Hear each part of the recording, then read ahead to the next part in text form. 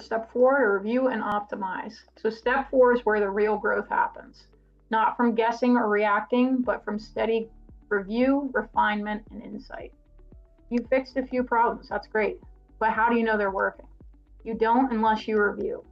This step is about building a process to reflect on the numbers consistently and to use those insights to either double down on what's working or course correct on what's not. This is where founders go from feeling and acting on those feelings to use the data to achieve clarity and control over the financials.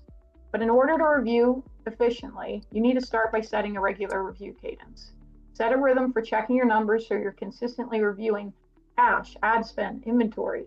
Dig into your financials like the P&L and the balance sheet monthly. Your accountant should be already providing you access to these financials and these figures regularly if they don't already. Then step back quarterly to assess pricing, channel performance, and capacity. Build a monthly scorecard to track your KPIs and color code it for quick insights. We saw on the previous dashboards, green is good, yellow needs watching, red can tell you to take immediate action.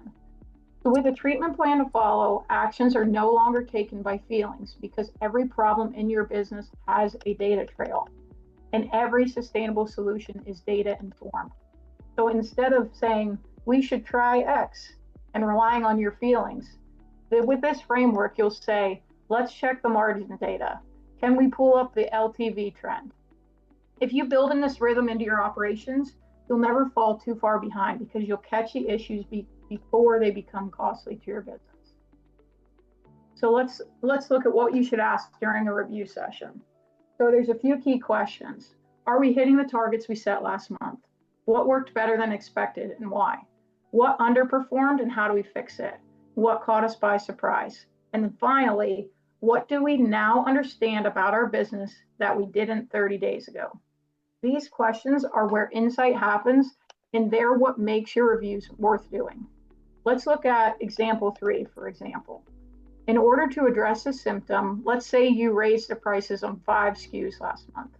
In your monthly review, you should look at, did the margin actually improve? Did refunds increase?